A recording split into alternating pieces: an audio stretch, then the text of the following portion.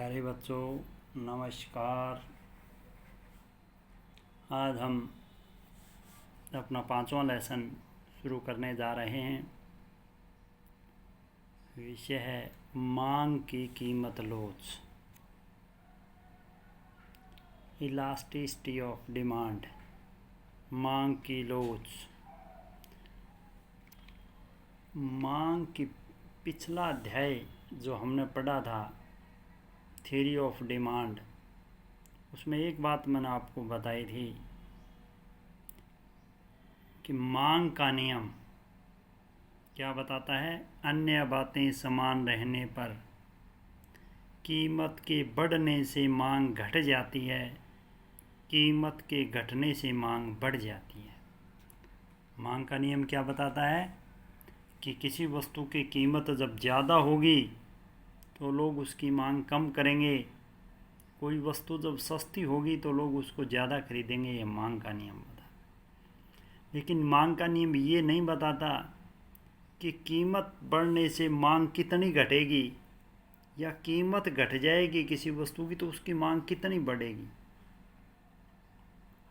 यानी मांग का नियम सिर्फ परिवर्तन की दिशा बताता है। मांग का नियम क्या बताता है?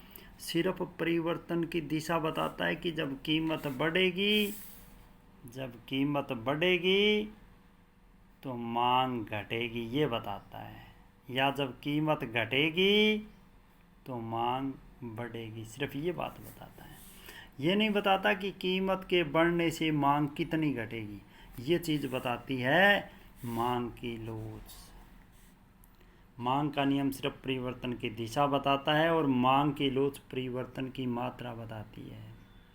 कि जब कीमत 10% बढ़ जाएगी तो मांग 10% घटेगी, या 15% घटेगी, या 10% से कम घटेगी। यह निश्चित है कि जब कीमत बढ़ेगी तो मांग घटेगी। कितनी घटेगी, ये मांग की लोच बताती है। यानी मांग की लोच मांग को प्रभावित करने वाले तत्वों में परिवर्तन होने से, मांग को प्रभावित करने वाले तत्वों में परिवर्तन होने से, जब मांग को प्रभावित करने वाले तत्वों में परिवर्तन होगा, संबंधित वस्तु की कीमत में परिवर्तन होगा, उपभोक्ता की आय में परिवर्तन होगा, संबंधित वस्तु की कीमत में परिवर्तन होगा, जनसंख्या में परिवर्तन होगा, मौसम जलवायु में परिवर्तन होगा, सरकार की नीति में परिवर्तन होगा, तो स्वाभाविक है कि मांग में भी परिवर्तन होगा। यह निश्चित है।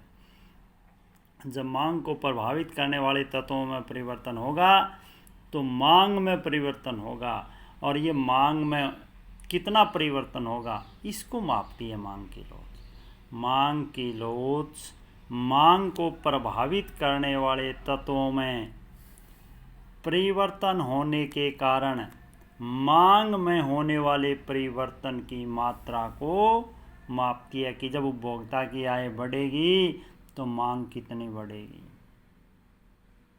जब संबंधित वस्तु की कीमत में परिवर्तन आएगा तो मांग में कितना परिवर्तन आएगा।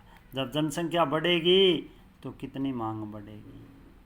जब मौसम जलवायु में परिवर्तन आएगा तो मांग में कितना परिवर्तन आएगा। यानी मांग का नियम तो सिर्फ परिवर्तन की दिशा बताता है और मांग की लोच परिवर्तन की मात्रा बताती है। समझ गए होंगे आप।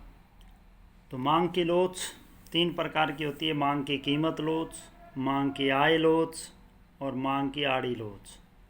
Price elasticity of demand, income elasticity of demand and cross elasticity of demand. और हमारे सिलेबस के अंदर सिर्फ मांग की कीमत लोच है, ये 2 हमारे नहीं है। तो मांग की कीमत लोच किसे कहते हैं?